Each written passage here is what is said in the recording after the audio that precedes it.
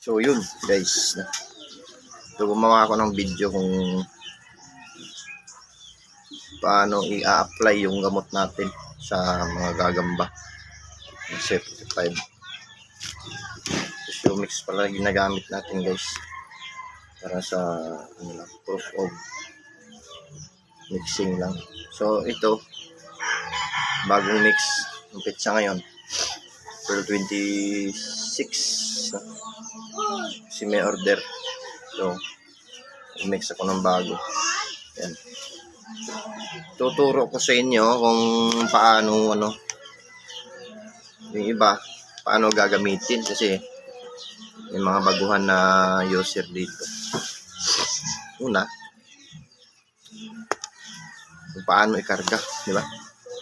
Yung iba, ito yung magkarga. So ito kakargahan natin yung mga reject natin guys, yung mga hindi na benta. Tapos gagawin natin pang vlog. So ngayon, una, yung ibang nagkakarga, ginaganto nila. Tapos sinasaksak sa kuwan. Depende kung halimbawa makuha mo yung bibig or ipin ng gagamba, pwede naman ganito, di ba? Wala namang problema doon kung saan kayo hiyang. Yan, ganyan. Hindi ko pa yan pinano. Yan, ganyan, pinatulog. Sabay karga ng ganito, yung iba.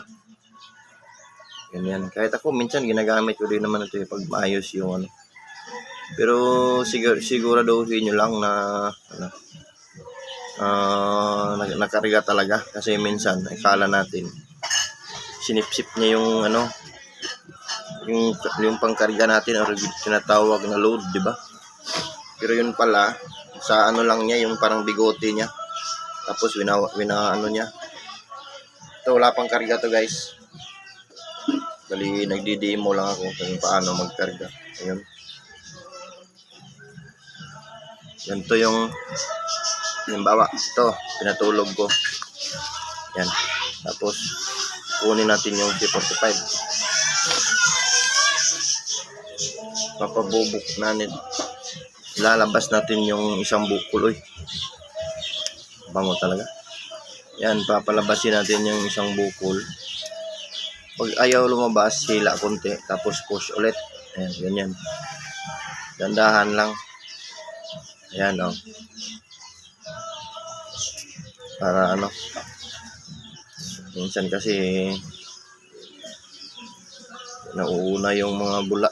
Ayan, ito ganito. Lumabas na yung ito, medyo malaki-laki to Hilahin natin ganito. Ayan, ganyan. Tapos kukunin natin yung G. Ito.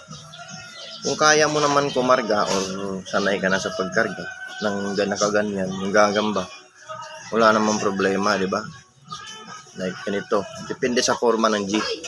Kasi minsan natatabunan nung niya bigote niya yung nasa unahan. Yan, unang pagkarga, ganito, no? So, titignan natin yung angulo. Saan yung ipin niya. So, ganito. Kakarga na natin, guys. Yan. Basta siguraduhin nyo lang natatamaan yung ipin. Yung may ipin niya. Yung ipin. Ayun, ubos na, Isang karga lang yan. Isang karga pa yan. Tingnan mo yung sapot, diba? Bilis mo gano'n.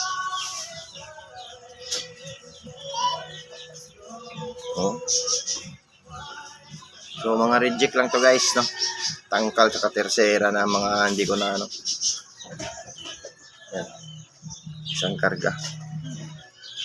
Yun yung first step, no? Paano magkarga. Yan. So yun guys. Ganito. Yung iba ganito. Minsan depende sa forma ng gagamba. Meron din ganyan. Basta siguraduhin nyo lang na tama talaga sa bibig o sa ngipin talaga ng gagamba para may sip-sip na yung panggamot natin.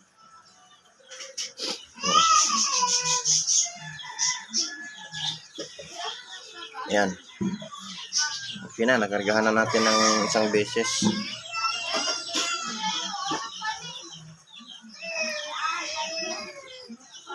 try natin to bilad sa araw. Tapos bibidyo natin kung maayos pa yung lakad. Ayos. Next video natin guys, yung second step kung paano kakargahan ulit yung gagamba. Okay, good. Yung isa, yung kanina din na kinargahan ko, yung ito yung first steps, no? So yung kanina, yan. Tingnan natin yung lakad guys.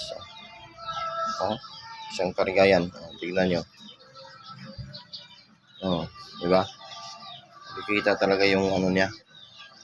Yung paano siya naging effective kasi isang karga lang. Ganda na ng lakad. Ayan guys.